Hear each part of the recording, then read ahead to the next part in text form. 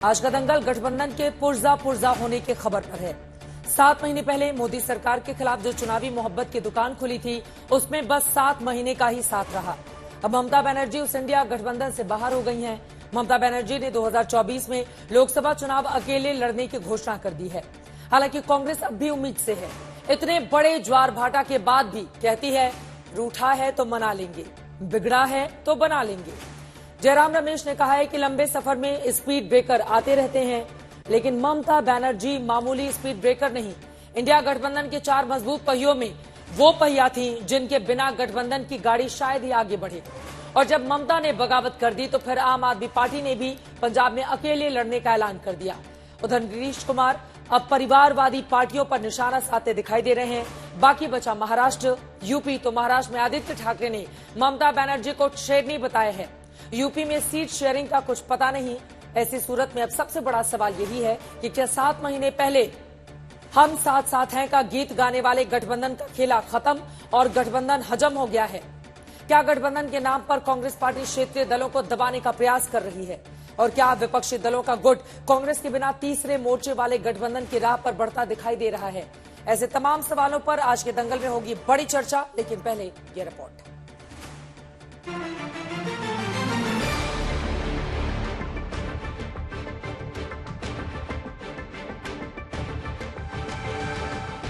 तिनका तिनका जोड़कर गठबंधन बनाया, एक झटके में चकनाचूर।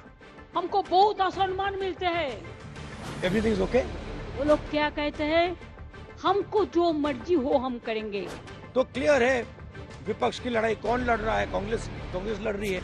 एक बात याद रखना, बीजेपी को मदद मत करो। दुनिया दूसरी साइड खड़े हो जाए, मुझे कोई फर्क नहीं पड़ता। तो अल्लाह का कसम, आप लोगों को कोई माफी नहीं करेगा। जोगी डाक लगाता रहा। जोगी की डाक किसी ने नहीं सुनी। वो एकला चला गया। আমার কোনো কথা হয়নি এবং আমি প্রস্তাব দিয়েছিলাম, ওরা প্রথম দিনই প্রত্যাখ্যান করেছে। তখন থেকে আমাদের দল সিদ্ধান্ত নিয়েছে আমরা বাংলায় একা চলবো। ইভেন ওরা যে আজ থেকে র্যালি করেছে, আমাদের একবার as a matter of country আমি ইন্ডিয়ার অ্যালায়েন্স আমাকে একবার জানিয়েছে যদি আপনার রাজ্যে যাচ্ছি না, জানায়নি। সুতরাং আমার সাথে কোনো সম্পর্ক নেই বাংলার ব্যাপারে। অল ইন্ডিয়ায় কি করবো না করবো আপনার ইলেকশন ভাববো। আমরা সেকুলার পার্টি, আমরা বিজেপিকে হারানোর জন্য যা করা হয়। ममता क्लियर है, गठबंधन का कंफ्यूजन मगर दूर नहीं होता। एक लंबा सफर है, रास्ते में कभी कभी स्पीड ब्रेकर आ जाते हैं। कोई नुकसान नहीं होगा, अलायंस एक ही है, सब साथ में ही रहेंगे। हमारी दीदी है वो। जो भी अंतर विरोध है उसको सुलझा लिया जाएगा। बिहार में कब तक हो जाएगा? बहुत जल्द। जो भी छोटे मोटे उनके बीच में मनमुटाव है वो हल कर दिए जाएंगे। शिकायतें एक होती तो सुलझती, मगर जब ममता दीदी को कांग्रेस स्पीड ब्रेकर बताने लगे तो बात कहां तक सुलझती? ममता कहती हैं उनका असम्मान हो रहा है। ममता कहती हैं न्याय यात्रा के लिए पूछा तक नहीं गया। ममता कहती हैं उनका हर प्रस्ताव ठुकराया गया। ममता कहती हैं कांग्रेस उनकी नहीं सुन रही है। ममता कहती हैं कांग्रेस मनमर्जी कर रही है। ममता कहती हैं कांग्रेस उन्हें बीजेपी से लड़ने नहीं दे रही है। ममता कहती हैं कांग्रेस बीजेपी की मदद कर रही है। ममता बनर्जी की दया दूरज पे काँग्रेस पार्टी अपना राजनीति नहीं करते। पण अर्थात आपण पाहता त्या देखील वाघिणीसारखे लढत आहेत तिथे। मतलब ये कि बंगाल में गठबंधन से ममता बनर्जी आउट, बाकी उत्तर से लेकर पश्चिम भारत में अलायंस की सेहत कैसी है, उसकी नब्ज समझने के लिए इंडिया गठबंधन के शिल्पकार नीतीश कुमार को सुन लीजिए। आजकल तो बहुत लोग अपने परिवार को बढ़ाते रहता है, लेकिन आप समझ लीजिए कि जननायक कर्पूरी ठाकुर जी कभी भी अपने परिवार को नहीं बढ़ाए। कर्पूरी ठाकुर के बहाने परिवारवाद पर नीतीश कुमार का ये प्रहार कहां तक जाएगा, बस देखते रहिए। साथ में बाकी दलों की नीति और गठबंधन की नियति समझनी हो तो पंजाब के सीएम को सुन लीजिए। ना जैसे ਅਸੀਂ ਆਪਣੇ ਜਿਹੜੇ ਲੋਕ ਸਭਾ ਦੇ 13 ਸੀਟਾਂ ਦੇ ਅਸੀਂ ਪੰਜਾਬ ਨੂੰ ਜਿਤਾਉਣਾ ਹੈ। ਅਸੀਂ ਪੰਜਾਬ ਨੂੰ ਦੇਸ਼ ਦਾ ਸਭ ਤੋਂ ਮੋਹਰੀ ਸੂਬਾ ਬਣਾਉਣਾ ਹੈ। ਪੰਜਾਬ ਬਣੂਗਾ ਹੀਰੋ 13। पंजाब में आम आदमी पार्टी अकेले लड़ेगी। बंगाल में ममता बनर्जी अकेले लड़ेंगी। बिहार में आरजेडी जेडीयू में बात बिगड़ती दिख रही है। यूपी में समाजवादी पार्टी से सीट शेयरिंग बाकी है। महाराष्ट्र में दावेदारी से आगे बात नहीं बढ़ रही। फिर भी अगर कांग्रेस को लगता है कि गठबंधन एक होकर मजबूती से लड़ेगा तो ये कांग्रेस की समझ ही हो सकती है। एक तरफ नरेंद्र मोदी और आरएसएस, दूसरी तरफ इंडिया। इंडिया एक विचारधारा है, एक सोच है, और आज इंडिया के पास हिंदुस्तान का तकरीबन 60% वोट है। लेकिन राहुल जिस 60% वोट शेयर की बात करते हैं उसका एक रीजनल सच ये है कि 2019 में बंगाल में टीएमसी को 43.3% वोट और 22 सीटें मिली थी। बीजेपी को 40.2% वोट और 18 सीटें मिली थी। लेफ्ट को कोई सीट नहीं मिली, लेकिन फिर भी 7.5% वोट थे और कांग्रेस को शून्य के आंकड़े के साथ सिर्फ 5.5% वोट मिले थे। जब अपॉर्चुनिस्टिक अवसरवाद का गठबंधन बनता है, जिसका न कोई नेता है, न कोई नीति है, न कोई नियत है, तो ये सब अपनी जगह ही आपस में लड़ रहे हैं। गठबंधन होने ही वाला नहीं था, ये अननेचुरल गठबंधन था और जो होना था वही हुआ, गठबंधन टूट गया। ममता जी के बयान ने स्पष्ट कर दिया है कि जो कागजी गठबंधन, इंडी गठबंधन की जो बात चल रही थी, वो गठबंधन अब समाप्त है। ये आपस में लड़के मर जाएंगे। इनका चरित्र ही वही रहा है, केवल जनता को ठगने का। फिलहाल गठबंधन से ममता बनर्जी के आउट होने की खबर से बीजेपी की बाछें खिली हुई है। उनकी उम्मीद ये है कि चुनाव की तारीखों का ऐलान होते होते विपक्ष में फिर ढाक के 3 पात बचेंगे और अब तीसरी बार मोदी सरकार का लक्ष्य आसान हो जाएगा। आज तक ब्यूरो। दीदी की ममता कम होने से क्या अब न सिर्फ बंगाल बल्कि देश भर में बीजेपी की मुश्किलें कम हो जाएंगी?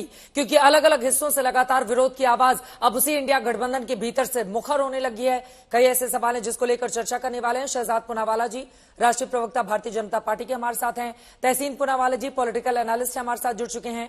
मलूक नागर साहब, एमपी हैं लोकसभा के, बीएसपी के हमारे साथ मौजूद हैं। अनुराग भदौरिया जी, स्पोक्स पर्सन समाजवादी पार्टी के हमारे साथ जुड़ चुके हैं। तौसीफ अहमद खान जी, पॉलिटिकल एनालिस्ट हैं, टीएमसी के सपोर्टर हमारे साथ मौजूद हैं। और प्रोफेसर संगीत रागी कुछ ही देर में हमारे साथ मौजूद होंगे। इन सभी से चर्चा की शुरुआत करें उसके पहले एक बड़ी खबर आ रही है। आपको बता दें, पश्चिम बंगाल में जिस तरह की स्थिति बनी हुई है, बड़ी खबर इस वक्त ये है, ममता बनर्जी के ऐलान के बाद अधीर रंजन चौधरी की पहली प्रतिक्रिया सामने आई है। बंगाल कांग्रेस के बड़े नेता हैं अधीर रंजन चौधरी। उन्होंने कहा है मुझे कुछ नहीं बोलना, एआईसीसी से पूछिए। ऑल इंडिया कांग्रेस कमेटी से पूछने की बात अधीर रंजन चौधरी की ओर से कही गई है। यकीनन इस बात में भी तंज है, जरा सुनते हैं। রাহুল গান্ধী যে আসবে কালকে তাই রিসিভ করতে যাচ্ছে। অ্যালায়েন্স के बारे में আমি জানি না, অ্যালায়েন্स के बारे में কিছু नहीं। उन्होंने कहा है ममता कौन के कहा है, यासी वाले को पूछिए और जो कह रहे हैं उनको पूछिए। आप लोग क्या था अलायंस जा रहा है अधीर रंजन चौधरी जिस तरह के बयान ममता बनर्जी को लेकर दे रहे थे, इन्हीं के बयान के कारण क्या गठबंधन टूटा है या पर्दे के पीछे की राजनीति कुछ और है? कई ऐसे सवाल हैं जिसको लेकर चर्चा की शुरुआत करते हुए शहजाद पूनावाला जी, सबसे पहले आपके पास आते हुए, दीदी की ममता क्या कम हो गई? इंडिया गठबंधन से बीजेपी की लग रहा है बाछें खिल गई हैं। बिल्कुल, आपको क्यों ऐसा लग रहा है कि खेला खत्म, गठबंधन हजम? सबसे पहले चित्रा जी, आपके चैनल के माध्यम से गरीबों के मसीहा, सामाजिक न्याय के पुरोधा महानायक कर्पूरी ठाकुर जी को जो न्याय उचित सम्मान प्रदान किया है भारत रत्न के रूप में प्रधानमंत्री मोदी जी की सरकार ने राष्ट्रपति द्रौपदी मुर्मू जी के द्वारा, तो मैं उसके लिए आभार प्रकट करना चाहता हूं। और देखे ना, 22 तारीख को राम काज हुआ, आज गरीब काज हो रहा है। और कल के दिन आपने देखा होगा कि विकास काज ऐसा हुआ कि भारत ने हांगकांग को ओवरटेक कर दिया स्टॉक एक्सचेंज के दृष्टिकोण से। तो राम काज, विकास काज और गरीब काज। और देखिए, वैसे भी राम जी की कहानी शबरी के बिना, केवट के बिना, निषाद के बिना, सुग्रीव के बिना तो अधूरी है। तो उसी प्रकार से राम मंदिर और राम मंदिर से लेकर महानायक कर्पूरी ठाकुर तक, तो मुझे लगता है कि ये यात्रा को भी ध्यान देना चाहिए। अब आते हैं आपके सवाल पर। देखिए, एक तरफ तो राम मंदिर का निर्माण, प्राण प्रतिष्ठा हो रही है और दूसरी तरफ जय श्री राम जनता बोल रही है। हे राम, राम भरोसे ये गठबंधन था और अब राम नाम सत्य है की स्थिति आ चुकी है चित्रा जी। क्योंकि वहां पर तो कार सेवक थे जिन्होंने विवादित ढांचे को गिराया, परंतु इस इंडिया गठबंधन के ढांचे को कभी बंगाल में गुंबद को कोई लात मार रहा है, कोई महाराष्ट्र और पंजाब में मीनारों को उखाड़ रहा है और कोई दक्षिण केरल में जाकर नींव को हटा रहा है।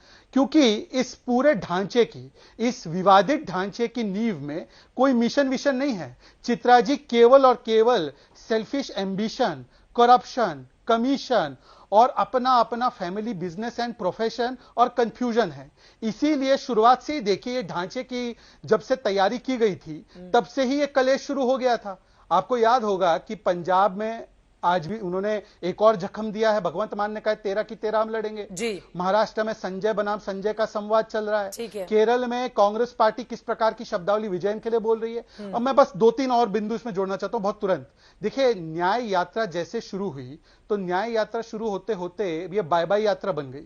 मिलिंद देओरा ने बाय बाय बोला, उसके बाद ममता दीदी ने बाय बाय बोला, आज आम आदमी पार्टी ने बाय बाय बोला है और बहुत जल्द जनता भी बाय बाय बोलने जा रही है, क्योंकि इस ढांचे की नींव में केवल कमीशन, कंफ्यूजन और करप्शन है। नो मिशन नो विजन, इसलिए अभी तक लोगों नीति तय नहीं, नेता तय नहीं। ये इंडिया गठबंधन में बाय बाय की स्थिति क्यों बन गई है?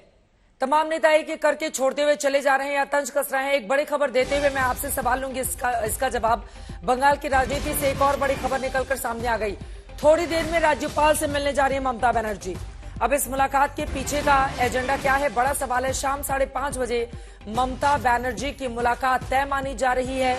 ममता बनर्जी राज्यपाल से मुलाकात करेंगी, इस वक्त की बड़ी खबर। एक तरफ इंडिया गठबंधन को बाय बाय बोल दिया है, सभी सीटों पर अकेले लड़ने का ऐलान ममता दीदी की ओर से कर दिया गया है, तो वहीं दूसरी तरफ आपको बताते चलें, बड़ी खबर यह है राज्यपाल से कुछ देर में वो मुलाकात करने के लिए जाने वाली हैं। और खबर आपको बता दें, आज चोटिल भी हो गई हैं, उनकी कार का एक्सीडेंट हो गया था तो थोड़ी उनको चोट भी आई, लेकिन इन सब के बीच राज्यपाल से मुलाकात करने के लिए जा रही हैं ममता बनर्जी। अब इसके पीछे का एजेंडा क्या है, जैसे ही हमारे सहयोगी जुड़ेंगे उनसे मैं जवाब लूंगी। लेकिन तहसीन पूनावाला जी, ये बाय बाय की स्थिति क्यों बन गई है इंडिया गठबंधन के लिए? ममता दीदी की ममता तो कम हो गई, फिर कैसे देंगे टक्कर आप लोग नरेंद्र मोदी को? चित्रा जी, अव्वल तो आपके शो में मुझे शिरकत करने का मौका मिला, इसलिए आपका शुक्रगुजार हूं। और कर्पूरी ठाकुर जी जो हमारे जननायक है, उनको भारत रत्न से नवाजा गया है, इसलिए आपके माध्यम से माननीय प्रधानमंत्री और केंद्र सरकार का मैं धन्यवाद अदा करना चाहता हूं कि फाइनली विपक्ष की बात सुने। चाहे वो माननीय अखिलेश यादव जी थे, चाहे वो तेजस्वी यादव जी थे, 3 साल से प्रधानमंत्री जी को ये सलाह दे रहे थे। अब देर आए दुरुस्त आए, तो उसके लिए उनको मैं शुक्रिया उनका अदा करना चाहता हूँ जी। आपने जो बात की वो बिल्कुल वाजिब है कि परसेप्शनली इंडिया अलायंस पर थोड़ा सा इसका इफेक्ट पड़ेगा, लेकिन मैंने आपके शो पे पहले भी कहा था और आज भी कहा है, पंजाब और केरल को इसके साथ मत जोड़ो। पंजाब और केरल में कोई गठबंधन नहीं होना चाहिए भी नहीं, क्योंकि वहां पर बीजेपी का कोई जनाधार नहीं है। तो चाहे आम आदमी पार्टी जीते या कांग्रेस जीते, लेफ्ट जीते या कांग्रेस जीते, भाजपा नहीं जीत रही। वहां पर भाजपा को स्पेस देकर वहां पर अगर वो गठबंधन करेगी तो भाजपा को स्पेस मिलेगी। तो पॉलिटिकली वो सुसाइड था। जहां तक वेस्ट बंगाल का सवाल था, देखिए अभी तक ये फाइनल हुआ नहीं है। ममता जी का उसके बाद भी स्टेटमेंट आया कि मैं इंडिया अलायंस का हिस्सा हूं। ठीक है, वो अब कह रही है निगोशिएशन हो सकता है, ठीक है, प्लस माइनस जो भी करके निगोशिएशन होगा, ये आज भी उम्मीद है। लेकिन जब से भारत जोड़ो न्याय यात्रा शुरू हुई है, एक ही पार्टी ने एनडीए छोड़ा है, वो है एआईडीएमके। जो यूपीए है, जो इंडिया अलायंस है, वो तो और मजबूत हुआ है। ठीक है, अलायंस में सीट शेयरिंग में बातचीत हो सकती है, और ये इसलिए यहां पर बातचीत में लोकतांत्रिक तरीके से थोड़ा सा यहां वहां हो रहा है, क्योंकि सब इक्वल पार्टनर है। अब आपसे मैं पूछ रहा हूं चित्रा जी, क्या हिम्मत करेगा अजीत पवार जी माननीय प्रधानमंत्री जी से सीट मांगने के लिए? वो तो चक्की पीसने वाले थे। क्या हिम्मत करेंगे छगन भुजबल जी के? इक्वल पार्टनर्स कैसे हो गए? फाइल घूम गई, इक्वल पार्टनर्स कैसे हो गए? तहसीन जी, मेरा ये सवाल है, पश्चिम बंगाल में ममता बनर्जी के पास 22 सीटें हैं, मैं बता रही हूँ ना आपको आंकड़ा, 22 सीटें ममता बनर्जी के पास है, 2 सीटें कांग्रेस पार्टी के पास है, और बाद में 2 उपचुनाव जीतकर मौजूदा स्थिति उनकी है, 24 सीटें उनके पास है, 2 सीटें कांग्रेस। कैसे इक्वल पार्टनर्स हो गए फिर? कहां बराबरी पर है कांग्रेस और टीएमसी? जी, आप बिल्कुल सही कह रहे हैं। आपने मेरा मतलब समझा नहीं। मैं इंडिया अलायंस की बात कर रहा हूँ। इंडिया अलायंस में चाहे ममता जी और केवल 24 सीट के साथ और कांग्रेस 50 से अधिक सीटों के साथ, या अखिलेश जी हो या कोई और हो, पार्टनर सारे बराबर के, चाहे वो अखिलेश जी हो, ममता जी हो, राहुल जी हो, खड़गे जी हो, सब बराबर के पार्टनर्स है। इसलिए ममता जी नाराज भी हो सकती है ना, ममता जी कह भी सकती है मैं 22 से सारी सीटें खुद पे लड़ूंगी। मैं आपसे पूछ रहा हूँ, क्या हिम्मत है छगन भुजबल जी की? कैसे पूछेंगे भैया मुझे लड़ना है? उनकी तो फाइल ही गायब कर दे, फाइल आ जाएगी कोर्ट के अंदर, ये देखिए फाइल मिल गई, मिलॉर्ड फाइल मिल गई। कोई हिम्मत है? तो यहाँ पर लोकतांत्रिक प्रक्रिया से बातचीत होती है। बड़ी मुश्किल है डगर पनघट की। ठीक है तहसीन जी, आपकी बात मैं समझ गई। शहजाद जी, 2 लाइन में जल्दी से अपनी बात रखिए, बाकी मेहमान भी इंतजार कर रहे हैं। 2 लाइन में जल्दी से। नहीं, देखिए, जब भी तहसीन बात करते हैं तो मुझे लगता है राजनीतिक विश्लेषक कम और इंडी अलायंस के लाइफ कोच ज्यादा बोल रहे हैं। वैसे तहसीन पूनावाला को इतना तो पता होगा कि कांग्रेस और इनके गठबंधन में कितना लोकतंत्र है, उसका भुक्तभोगी तो आपका छोटा भाई रहा है और मिलिंद देओरा भी रहे हैं। और कार्ति चिदम्बरम ने बोला मोदी जी ज्यादा पॉपुलर है तो शो कॉज नोटिस जारी हो गया। छोड़ देते, मैं दो छोटी टिप्पणी करना चाहता हूं। देखिए, एक टिप्पणी यह है कि तहसीन पूनावाला बोल रहे हैं प्रधानमंत्री ने फाइनली सलाह सुन ली। मान्यवर, यूपीए में लालू जी थे, लालू जी तो अनुयायी मानते हैं ना अपने आपको कर्पूरी जी का, काहे नहीं कराई? ये तो 36 साल पुरानी मांग थी और आपने तो कर्पूरी ठाकुर जी की हर बात को तो ठुकराया है, परिवारवाद से लेकर इमरजेंसी की लड़ाई तक। और फिर किस प्रकार से आपने गैर कांग्रेसवाद की राजनीति उनकी रही और आप कांग्रेस की गोद में बैठ गए। छोड़ देते इसको। आते दूसरे बात पर, जरूरत नहीं है तहसीन पूनावाला, बंगाल में जरूरत नहीं है, यूपी में जरूरत नहीं है, पंजाब में जरूरत नहीं है, दिल्ली में जरूरत नहीं है, तेलंगाना में जरूरत नहीं है, केरल में जरूरत नहीं है। क्या बोले जाते हैं तहसीन पूनावाला? ये ऑल इज वेल वाली स्थिति। और आखिरी बात देखिए, उन्होंने कहा कि हमको किसने छोड़ा नहीं। अरे भाई, भारत जोड़ो से पहले ये जो आपका इंडी गठबंधन का ढांचा बनाने की प्रक्रिया शुरू हुई, उससे पहले शिवसेना निकली, उसकी पहली मीटिंग पटना में हुई, उसके बाद एनसीपी निकली, उसके बाद आज आप आ गए हैं, 5-6 मीटिंग हो चुकी है, ममता निकली, आम आदमी पार्टी निकली और मिलिंद निकला। और ऐसे करते करते कांग्रेस के एक एक के बाद नेता निकले। बचे केवल आप ही है लाइफ कोच के रूप में, और कोई नहीं बचा। 2 परिवार के सदस्य और तहसीन लाइफ कोच। ठीक है, तहसीन जी इसका जवाब देंगे, लेकिन अनुराग भदौरिया आपके पास आते हुए, गठबंधन में कितनी गांठें हैं? और खबर यह भी है कि यूपी को लेकर भी कोई फॉर्मूला बन नहीं पा रहा है। मुझे लगता है कि भारतीय जनता पार्टी को गठबंधन की ना चिंता करके अगर जनता की चिंता करे तो ज्यादा अच्छा है। गठबंधन की वजह से तो सत्ता में नहीं आए थे ना, जनता ने उनको चुना था कि वो आएंगे तो जनता के बारे में बात करेंगे। तो सबसे पहले मैं जो हमारे आदरणीय स्वर्गीय और हमारे सबके सम्मानित कर्पूरी ठाकुर जी को भारत रत्न मिला है, ये पीडीए की जीत हुई है। पीडीए का आंदोलन मजबूत हुआ है और ये हमने जो लगातार हम इसकी मांग कर रहे थे, आज सरकार को भी उसके सामने झुकना पड़ा है। एक बात। दूसरी बात, जहां तक गठबंधन की बात है, गठबंधन चूंकि मजबूत नेताओं का गठबंधन है, मजबूर नेताओं का गठबंधन नहीं है। भारतीय जनता पार्टी में तो एक नेता बाद बाकी सब नेता कहाँ हैं? उनकी तो मीटिंग ही नहीं होती है। उनके भी नेता, उनके जो गठबंधन हैं, उन गठबंधन का उसके बारे में चर्चा ही नहीं करना चाहता कोई। अब एनडीए से पूछा जाए कि अजीत पवार को गुट को कितनी सीटें देंगी, तो अभी ये जवाब नहीं दे पाएंगे। शिवसेना शिंदे गुट को कितनी सीटें मिलेंगी, अभी ये जवाब नहीं दे पाएंगे। आप पूछोगे कि चिराग पासवान उनके चाचा हाजीपुर से लड़ेंगे, तो अभी जवाब नहीं दे पाएंगे। एक सीट का भी जवाब दे दें कि खाली एक हाजीपुर का ही जवाब दे दे, वो भी इनसे नहीं मिलेगा। अपना दल को उत्तर प्रदेश में कितनी सीटें देंगे, उसका जवाब नहीं मिलेगा। निषाद पार्टी को कितनी सीटें देंगे, उसका जवाब नहीं मिलेगा। राजभर जी जो दौड़ते रहते हैं, उनको क्या मिलने वाला, इसका जवाब नहीं मिलेगा। लेकिन इंडिया गठबंधन की चिंता है। विपक्षी दलों ने अपना गठबंधन किया था तो उम्मीद थी ना, लेकिन वो उम्मीद क्या धराशायी नहीं हो रही है?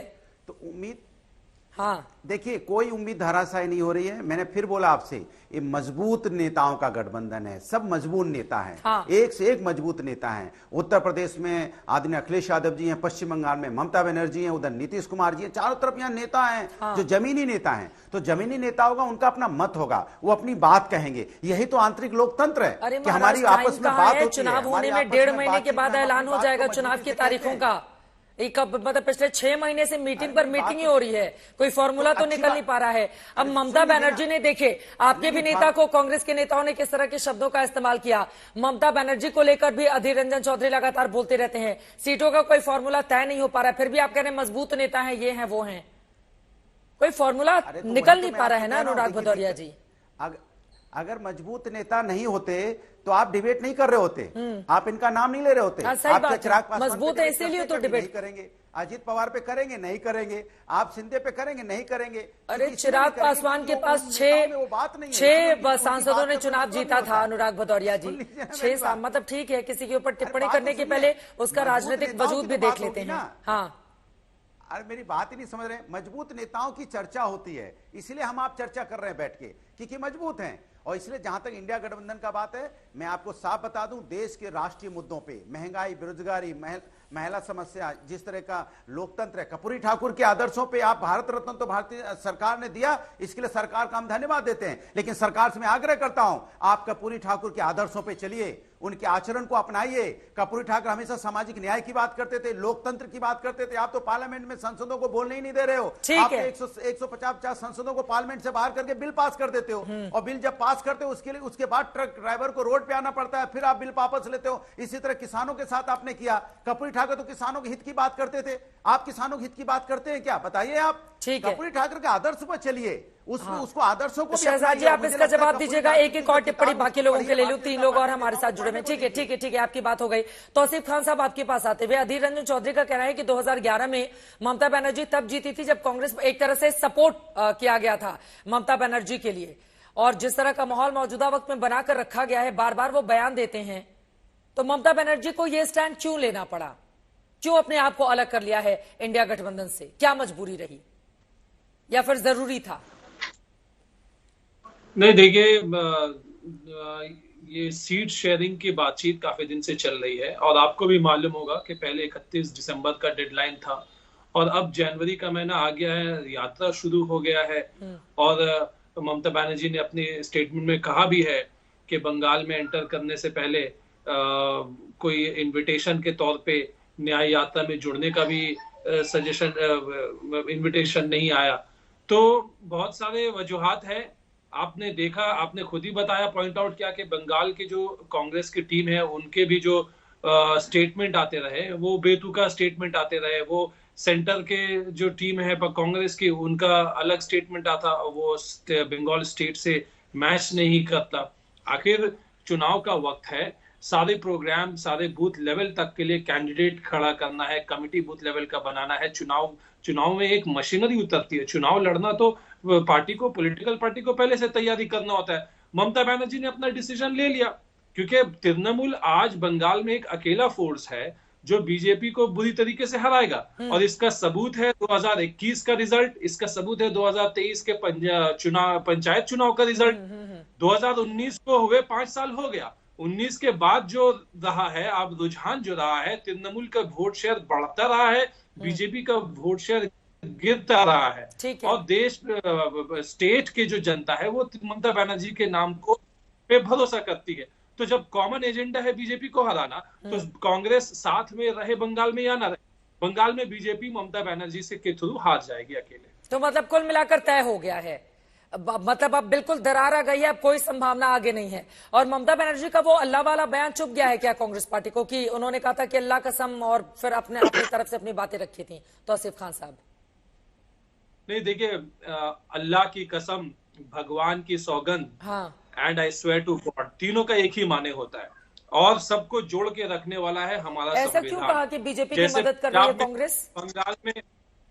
बंगाल स्टेट में बंगाली बोली जाती है, पंजाब स्टेट में पंजाबी भी बोली जाती है, लेकिन सबको जोड़ के रखने वाला है संविधान। जब तक के इंडिया अलायंस का ये जज्बा रहेगा कि हमें संविधान को बचाना है और बीजेपी को हराना है, तो देश की जनता उनको वोट देगी। भाई 60% वोट आज जो है बीजेपी के अगेंस्ट है, इंडिया अलायंस के साथ में है। ठीक है, तो आपको 2024 स्पेसिफिक होकर आपको रिजल्ट मिल जाएगा, जनता जिसे चाहेगी ले आएगी। ठीक है, शहजाद साहब का आप जवाब दीजिएगा। 2 और लोग हैं, सांसद साहब भी हमारे साथ जुड़े हुए हैं, और संगीत रागी जी भी। मैं आ रही हूँ शहजाद जी। सांसद महोदय आपके पास आते हुए, मैं ये क्या डिक्टेट करती है कांग्रेस पार्टी छोटे दलों को, जैसा कि ममता बनर्जी के बयान से निष्कर्ष निकाला जा रहा है? मलूक नागर जी।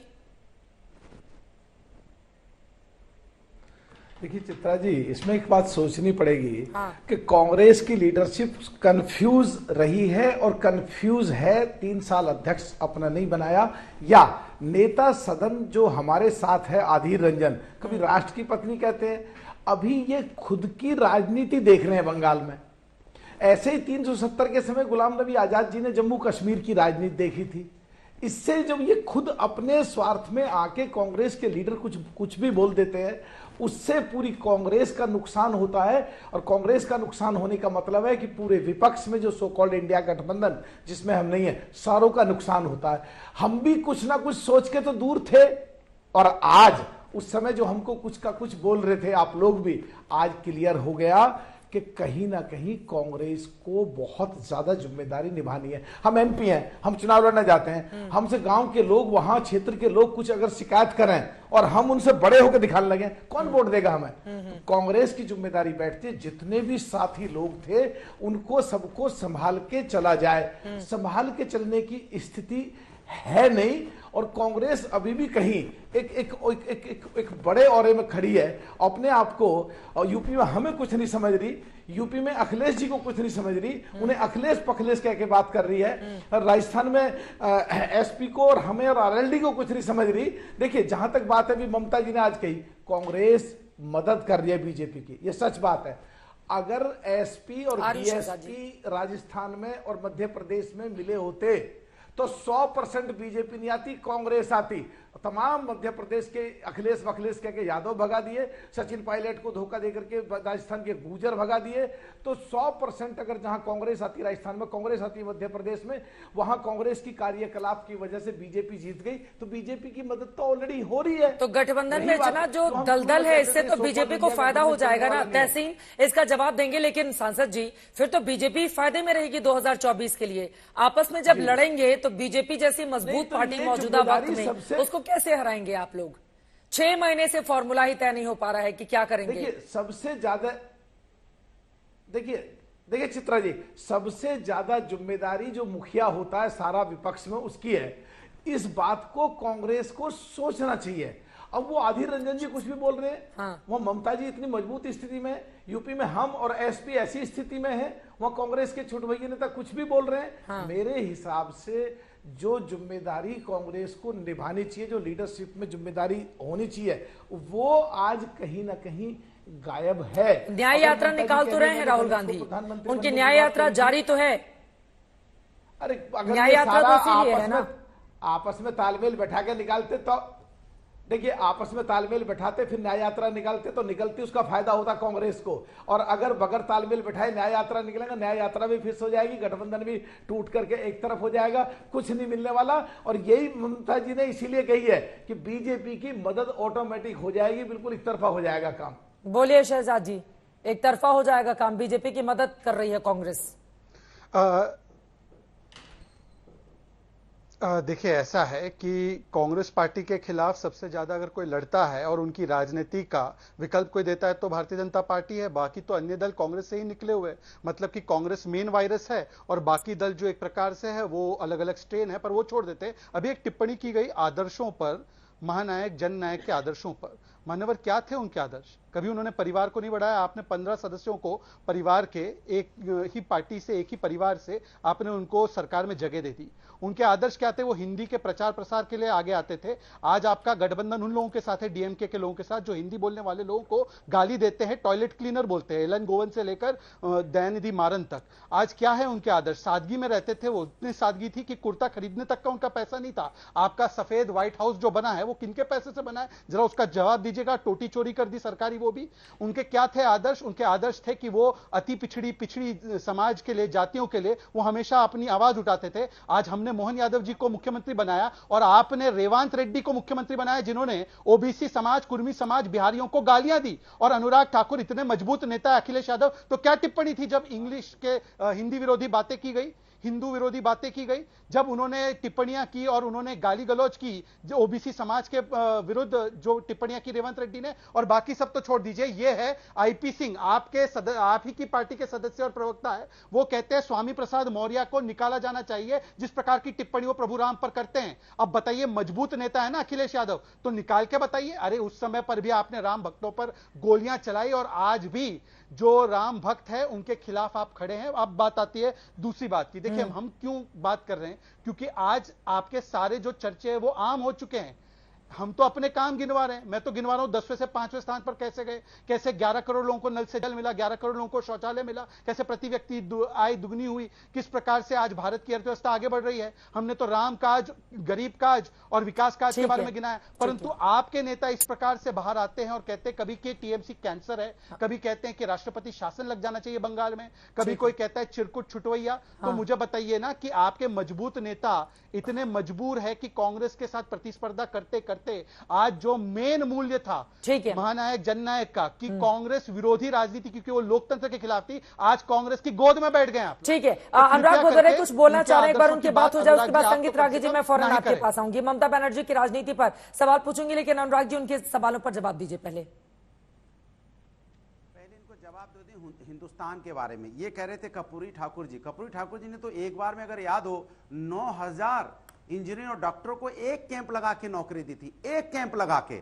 आपने कितने कैंप लगा दिए? आज की सरकार, इतने दिनों से आपकी सरकार चली, जो आपने रोजगार देने का वादा किया था, उनके आदर्शों पे चले आप? नहीं चले ना।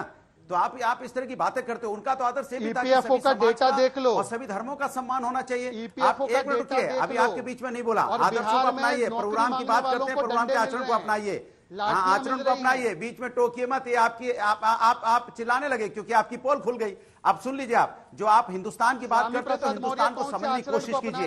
ये हिंदुस्तान सुनिए, आपके बीच में नहीं बोला, अभी सुन लीजिए। ये हिंदुस्तान वो है जो स्वामी विवेकानंद के आदर्शों पे चलने वाला है। स्वामी विवेकानंद का नाम सुना है कि नहीं सुना है? स्वामी विवेकानंद ने बोला था, स्वामी विवेकानंद ने क्या कहता? मैं उस देश से आता हूं, उस धर्म से आता हूं, उस धर्म पे मुझे सम्मान है, घमंड है, क्योंकि सभी धर्मों का आदर और सम्मान करता है। यहाँ हम लोग तो उस देश से आते हैं जहां पे किसी को अगर प्रताड़ित दूसरे देशों में किया जाता है तो हम उसको अपने यहाँ पे आके संरक्षण देते हैं। हम उस हिंदुस्तान से आते हैं, ये सनातन है हमारा। हम सनातन गांधीवादी को सनातन मानते हैं। आप किसको सनातन मानना चाहते हैं? मैं जानना चाहता हूं। नफरत की राजनीति करने वाले कभी सनातनी नहीं हो सकते। हम महात्मा गांधी के हिंदुत्व को मानते हैं, जो महात्मा गांधी ने कहा था, हम सब भाई भाई हिंदुस्तान में रहने वाले। हम यहाँ सुन लीजिए मेरी बात, बीच में टोकिए मत। मैं उस देश से आता हूं जहां राम मनोहर लोहिया जी जैसे लोग हुए जिन्होंने कहा हिंदू बनाम हिंदू नहीं होना चाहिए। आप हिंदू बनाम हिंदू करना चाहते हो। आप चाहते हो भारतीय जनता पार्टी के साथ जो कार्यकर्ता नेता हैं वो हिंदू होंगे और जो भारतीय जनता पार्टी के साथ नहीं है वो हिंदू नहीं होंगे। ये आप ऐसा माहौल बनाना चाहते हो देश के अंदर में? अरे भगवान दिलों में रहते हैं, दलों में नहीं रहते हैं। आप दलों में मत बांटो भगवान को। भगवान कण कण में है। आप भगवान की बात करते हो तो आपको जीभ लड़खड़ाना नहीं चाहिए, क्योंकि भगवान कभी नफरत की बात नहीं करते थे। भगवान अपनाने की बात करते थे, भगवान जोड़ने की बात करते थे, न्याय की बात करते थे, भगवान सहनशील थे। आप क्या करते हो? आप तोड़ने की बात करते हो, आप जोड़ने की बात करते हो। आप नफरत की राजनीति करना चाहते हो। ठीक है, संगीत रागी जी, ठीक है, हमारा जीवन पद्धति है, ठीक है। हमारी विकास अभी गठबंधन पे रहते हैं। ठीक है, संगीत रागी जी अब आपके पास आते हैं। एक बार फिर से जरा बंगाल से जुड़ा हुआ सवाल मैं ले लेती हूँ। ठीक है। संगीत रागी जी, मेरा ये सवाल आपसे है कि ममता बनर्जी को अल्लाह की कसम खाकर कोसना क्यों पड़ा कांग्रेस को? क्या इसके पीछे उनको डर था कि ऐसा ना हो कि गठबंधन हो तो मुस्लिम वोट बैंक शिफ्ट हो जाए दूसरी तरफ? अरे आपकी आवाज डाउन नहीं हो रही है अनुराग भदौरिया जी, आप एक सांस में बोलते हैं, इसलिए मुझे सवाल पूछने में दिक्कत हो रही है, मेरा गला थोड़ा खराब है। ठीक है अनुराग जी, आ रही हूँ सर, आ रही हूँ। थोड़ी उनकी आवाज दे दीजिए, नहीं तो फिर नहीं कर पाएंगे। मेरे बीच में बोलेंगे, हम उनकी आवाज पूरी बात सुनी। अरे किसी की आवाज डाउन नहीं की जा रही है संगीत रागी जी। मुस्लिम वोट बैंक शिफ्ट हो जाता, इस वजह से, इस डर से अपने आप को अलग कर लिया उन्होंने। नहीं, प्रभु राम का भव्य मंदिर बन गया। प्रभु राम के आचरण को आप भी अपनाइए, न्याय की बात कीजिए। हम जब विपक्ष बोलता है तो आप अन्याय क्यों करते हैं भाई? अरे अनुराग भदौरिया जी, मैं अयोध्या से सीधे स्टूडियो ही आ रही हूँ। अब राम पर मुझे लेक्चर मत दीजिए प्लीज सर। अभी गठबंधन में गांठों पर यहाँ पर हो रही है बातचीत। अनुराग भदौरिया तो मेरी विंडो भी उनके साथ काटिएगा और तब देखिएगा कैसा मुंह तोड़ जवाब मिलेगा। सर आप मेरा पीसीआर ज्वाइन कर लीजिए, विंडो कितना और किसका काटना है, बहुत अच्छा हो जाएगा अनुराग भदौरिया जी। संगीत रागी को दिखाइए ऑन एयर मेरे साथ। संगीत रागी जी जवाब दीजिए। संगीत जी, देखिए चित्रा जी, ममता बनर्जी जी को वाकई खास करके तेलंगाना के इलेक्शन के बाद इस बात का डर है कि मुसलमानों का वोट जो है कहीं कांग्रेस पार्टी के पक्ष में छिटक न जाए, इसलिए उन्होंने अल्लाह का नाम लेकर के कसम खाई है। एक दूसरी बात, देखिए ये मजबूती का गठबंधन तो बिल्कुल ही नहीं है जो एक अभी बोल रहे थे बंधु, ये मजबूरी का गठबंधन है। और तीसरी बात, एक कहावत है, भोज घड़ी को हड़ा रोपना। अब जब इलेक्शन सर के माथे पर आ पड़ा है तो स्वाभाविक है कि ममता बनर्जी नहीं चाहेंगी कि जो है वो अफरा तफरी और अनिश्चितता में बंगाल की राजनीति रहे। कांग्रेस पार्टी जितने कम सीटों को वो देने के लिए तैयार हैं वो कांग्रेस पार्टी लगने के लिए तैयार नहीं है। वही हालत कांग्रेस पार्टी को बिहार में है, अन्य जगहों पर वही हालत कांग्रेस पार्टी में है। दिक्कत कांग्रेस पार्टी के साथ ये है कि कांग्रेस पार्टी गठबंधन का शर्तें तय करने की स्थिति में नहीं है। जो भारतीय जनता पार्टी अपने घटक दलों के साथ गठबंधन की शर्तें तय करने की स्थिति में है, क्योंकि नरेंद्र मोदी वो व्यक्ति हैं जो उनके गठबंधन को साथ लेकर के चल सकते हैं और उनके लोगों को जिता भी सकते हैं। लेकिन कांग्रेस पार्टी के नेतृत्व में न वैसी क्षमता है, न दमखम है, न विचार है, न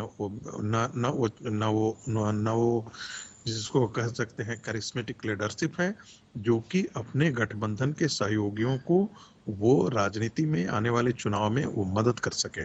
इसलिए आज के दिन में देखेंगे कि ममता की पॉपुलैरिटी कहीं सोनिया गांधी से कई गुना आगे है।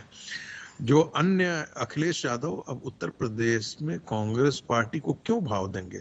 श्रीमती प्रियंका गांधी वाड्रा जो थी वो कांग्रेस पार्टी की इंचार्ज रही थी और नतीजा देखा था कि कांग्रेस पार्टी रायबरेली की अमेठी की सीट तक नहीं बचा पाई और मजबूरी में, जहां तक न्याय यात्रा का सवाल है, एक बात मैं जिक्र कर देना चाहता हूं क्योंकि हमारे पास समय कम ही होता है मूलतः। न्याय यात्रा एक ढंग से, मैं फिर बहुत गंभीरता के साथ कर रहा हूं, कांग्रेस के अंदर की ही खेमाबंदी का प्रयोग है। न्याय यात्रा में कांग्रेस कैंप का ये न्याय यात्रा है जिससे प्रियंका गांधी वाड्रा भी है और संभवतः श्रीमती सोनिया गांधी भी इससे बहुत ज्यादा इसमें दिलचस्पी ले रही है या नहीं ले रही है, मुझे इसमें संदेह लग रहा है। कांग्रेस का नेतृत्व यदि होता तो प्रियंका गांधी वाड्रा भी जो है वो जाती और ममता बनर्जी का और बाकी अन्य विपक्षी दलों का जो के साथ है यात्रा के प्रति संदेह उनमें जनता पार्टी में है। उनका 300 के लगभग से न्याय यात्रा, ये उनका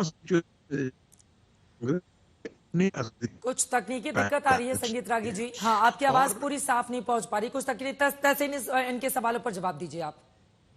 मैं 30 सेकंड नहीं बोलूंगा, बाकी आप दूसरों को मौका दे दीजिए।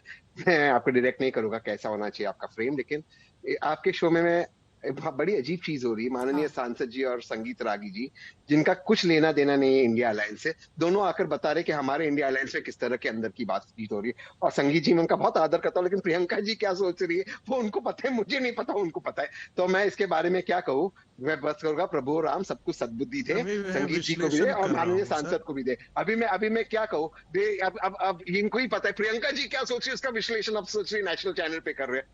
अब सोचिए इसके, मेरी पत्नी को नहीं मालूम, इनको पता है, तो ठीक है, अच्छी बात है भाई, आप भगवान राम आपको सद्बुद्धि दे। और क्या बोलूं मैं सर? संगीत रागी जी जल्दी से 2 लाइन में।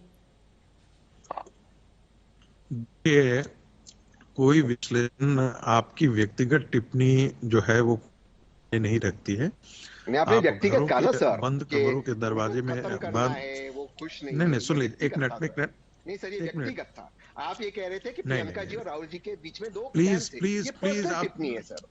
ठीक है, जल्दी ठीक है, जल्दी बोले संगीत रागी जी, 2 लाइन में जल्दी से प्लीज। नहीं प्लीज, ये गलत बात है, ये व्यक्तिगत टिप्पणी नहीं है, ये विश्लेषण है। और विश्लेषण इसलिए है कि उसके अपने मजबूत आधार हैं। ये सब कोई जानता है कि प्रियंका गांधी वाड्रा और राहुल गांधी के बीच में 2 कैंप कांग्रेस पार्टी के अंदर हैं। ये आपके घरेलू जानकारी आपकी नहीं हो या हो, उससे इस देश को कोई लेना देना नहीं है। आपके नेता राहुल गांधी है, प्रियंका गांधी से ये कोई मायने नहीं रखता है। चलिए ठीक है, हम इतना उस पे नहीं जाते हैं, मौजूदा ठीक है आपकी बात समझ में आ गई। मलूक नागर जी वो कह रहे हैं कि इंडिया गठबंधन में बीएसपी शामिल नहीं है, लेकिन इंटरेस्ट इतना ज्यादा ले रही है बीएसपी, क्या है इसके पीछे की राजनीति सांसद साहब? ये देश हमारा है, ये देश के लोग हमारे हैं, और ये मुस्लिम और दलितों का नाम लेके जो कांग्रेस शुरुआत करती है वो हम सबके हैं। उन्हीं की वजह से, सिद्धांतों की वजह से हमने बीजेपी से समझौता नहीं करा है, नहीं तो एक तरफा हो जाता।